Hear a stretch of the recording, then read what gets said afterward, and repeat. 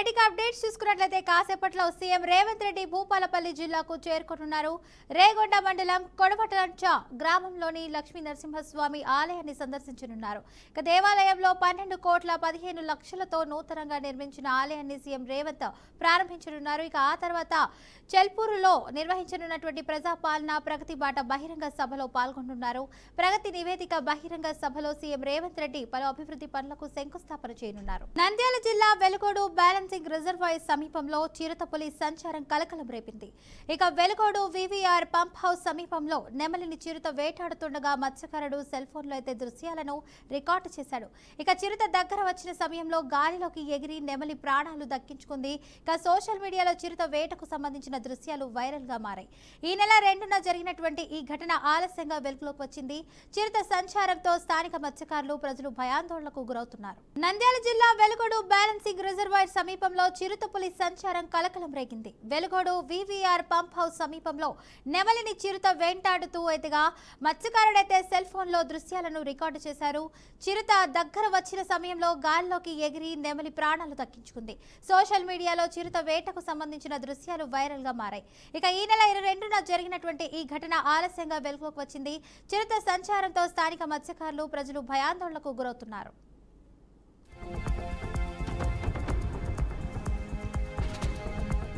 కులంపై MLC Nagababu ఆసక్తికర వ్యాఖ్యలు చేశారు. కులం అనేది పుట్టుకతో వచ్చేదని, ఎంపిక చేసుకునే అంశం కాదని అన్నారు.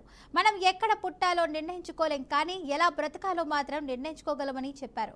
పెద్ద సంఖ్యలో ఉన్న కులాలు చిన్న సంఖ్యలో ఉన్న కులాలను ప్రోత్సహిస్తే అభివృద్ధి అదే జరుగుతుందని స్పష్టం చేశారు.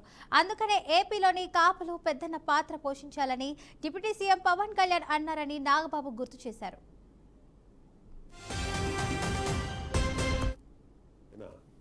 ఒక సోషల్ రియాలిటీ, కులరహిత సమాజం కోరుకోవటం ఒక ఐడియల్ థాట్.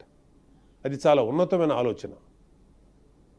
మనం గుర్రం జాషువా గారు చెప్పిన విశ్వనరుడు అనే పరిణితి అందరికీ వచ్చిన రోజు మనకు అసలు రాజకీయ పార్టీలు అవసరమే లేదు. నేను కాపు కులంలో పుట్టాను. నా కులం మీద నాకు గౌరవం ఉంది. అయినా వేరొకరిని కించపరచినంత వరకు ఎవరి కులం మీద వాళ్ళ గౌరవం అభిమానం ఉండటం నేరం ఏమీ కాదు కదా. అయినా కులం అనేది అందరికీ బై బర్తే కానీ ఎవరికి బై చాయిస్ కాదుగా. మనం ఎక్కడ పుట్టాలో మనం నిర్ణయించుకోలేం, కానీ ఎలా బతకాలో అది మాత్రం మనం నిర్ణయించుకోవచ్చు. బట్ రాజకీయాల్లో ఐడియల్ సినారియోస్ కన్నా ప్రాక్టికల్గా ఉంటూ రియలిస్టిక్గా మాట్లాడాలి కాబట్టి కులం అనే రియాలిటీ గురించి మాట్లాడక తప్పదు. అందుకే పవన్ కళ్యాణ్ గారు ఎంతగానో ఆలోచించి జనసేన మూల సిద్ధాంతాలు ఒకటైన కులాలను కలిపే ఆలోచన విధానం గురించి చెప్పారు. మన సమాజంలో పెద్ద సంఖ్యాబలం ఉన్న కులాలు చిన్న సంఖ్యలో ఉన్న కులాలను భుజం తట్టి ప్రోత్సహిస్తే మనకి సామాజిక న్యాయం అనేది ఆటోమేటిక్గా జరుగుతుంది. అందుకే కళ్యాణ్ గారు ఒక మాట అన్నారు, రాష్ట్రంలో అధిక శాతం జనాభా ఉన్న కాపులు ఒక పెద్దన్న పాత్ర పోషించాలి అని. దీనికి మంచి ఉదాహరణ మొన్న జనసేన పార్టీ పోటీ చేసిన అనకాపల్లి అసెంబ్లీ సీటు. అక్కడ 40% కాపులు ఉన్నా కూడా జనసేన ఆ సీటుని ఒక బీసీ సోదరుడైన గౌరవ సామాజిక వర్గానికి చెందిన శ్రీ కొణతాల రామకృష్ణ గారికి ఇచ్చింది. మన దేశంలో కులం అనేది నైని బొగ్గు గని వివాదం మరింత ముదురుతుంది. రవాణా సమస్యలు పరిష్కారం కాకపోవడంతో త్రవ్వకాలు పూర్తిగా స్తంభించిపోయాయి. స్థానిక గ్రామస్తులతో చర్చలు జరిపినా స్పష్టమైన హామీలు లేకపోవడంతో అధికారులు తాత్కాలికంగా పనులు నిలిపివేసినట్లు సమాచారం. కేంద్ర బొగ్గు శాఖ జోక్యం చేసుకున్నప్పటికీ నేల స్థాయిలో అయితే పరిస్థితుల్లో మార్పు కనిపించడం లేదు. ఇక బైపాస్ రోడ్ నిర్మాణ ప్రతిపాదనపై జిల్లా యాంత్రాంగం సాంకేతిక నివేదిక కోరినట్లు తెలుస్తుంది. రోడ్డు నిర్మాణానికి భూసేకరణ, పర్యావరణ అనుమతులు కీలకంగా మారనున్నాయి. ఇక ఈ ప్రక్రియను కనీసం కొన్ని నెలలు పట్టే అవకాశం ఉందని అధికారులు అంచనా వేస్తున్నారు. దీంతో ప్రస్తుత అధికారిక ఆర్థిక సంవత్సర లక్ష్యాలు సాధించడం సింగరేణికి సవాలుగా మారింది.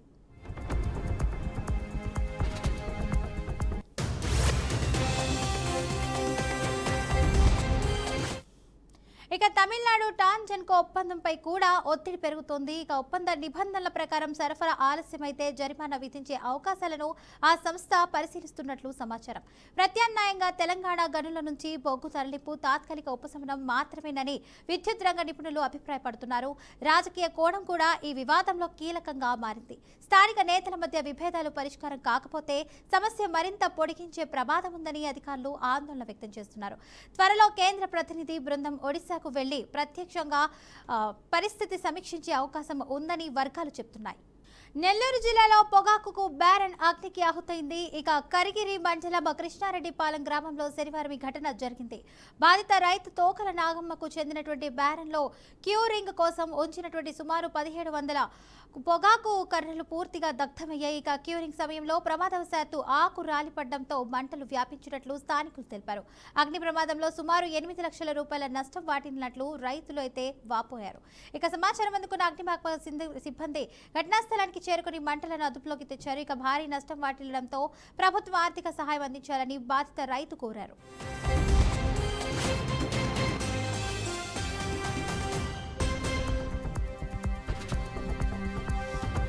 స్వర్ణగిరి ఎక్స్ప్రెస్ రైలులో జరిగిన అగ్ని ప్రమాదం కలకలం రేపింది.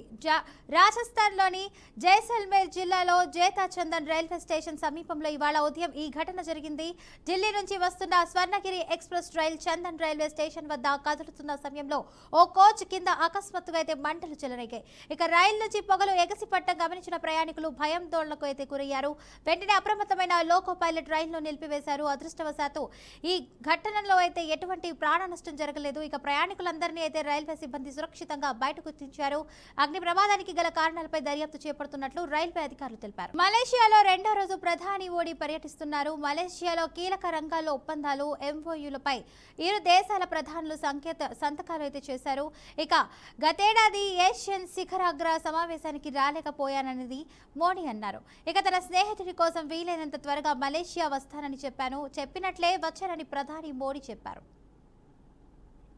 एनर्जी, इंफ्रास्ट्रक्चर और मैन्युफैक्चरिंग में सहयोग बहुत मजबूत हुआ है. डिजिटल इकोनॉमी, बायोटेक और आईटी में आपसी इन्वेस्टमेंट बढ़ा है. टूरिज्म और पीपल टू पीपल टाइज भी गहरे हुए. इन्हीं उपलब्धियों से प्रेरित होकर आज हमने हमारी साझेदारी में अभूतपूर्व गति और गहराई लाने का निर्णय लिया है. सिक्योरिटी के क्षेत्र में हम काउंटर टेररिज्म, इंटेलिजेंस शेयरिंग और मैरीटाइम सिक्योरिटी में सहयोग मजबूत करेंगे. हम रक्षा सहयोग को भी और व्यापक बनाएंगे. एआई और डिजिटल टेक्नोलॉजीज के साथ साथ हम सेमीकंडक्टर, हेल्थ और फूड सिक्योरिटी में साझेदारी को आगे बढ़ाएंगे. आज आयोजित सीईओ फोरम ने ट्रेड और इन्वेस्टमेंट के नए अवसर खोले. हम स्ट्रेटेजिक ट्रस्ट से इकोनॉमिक ट्रांसफॉर्मेशन का रास्ता बनाएंगे. फ्रेंड्स, कल मुझे मलेशिया के भारतीय प्रवासियों से मिलने का मौका मिला. अपनी उपस्थिति से मेरे मित्र प्राइम मिनिस्टर अनवर इब्राहिम ने भी इस सम्मेलन का गौरव बढ़ाया. 30 लाख प्रवासियों का यह लिविंग ब्रिज हमारी बहुत बड़ी शक्ति है. उनके वेलफेयर के लिए उठाए गए कदम हमारे रिश्तों को मानवीय आधार देते हैं. मलेशिया में भारत के वर्कर्स के संरक्षण के लिए सोशल सिक्योरिटी एग्रीमेंट, टूरिज्म के लिए ग्रेटिस ई वीजा और डिजिटल इंटरफेस यूपीआई का मलेशिया में लागू होना, ये सभी कदम दोनों देशों के नागरिकों के जीवन को सरल बनाएंगे. क्योंकि कोई भी पार्टनरशिप तभी ताकत से सफल होती है जब लाभ सीधे लोगों तक पहुंचे. फ्रेंड, भारत और मलेशिया को तमिल भाषा के प्रति साझा प्रेम भी जोड़ता है. मलेशिया में तमिल की मजबूत और जीवंत उपस्थिति शिक्षा, मीडिया और सांस्कृतिक जीवन में दिखाई देती है. मुझे भरोसा है कि आज के ऑडियो विजुअल एग्रीमेंट से फिल्म और संगीत, विशेष रूप से तमिल फिल्में हम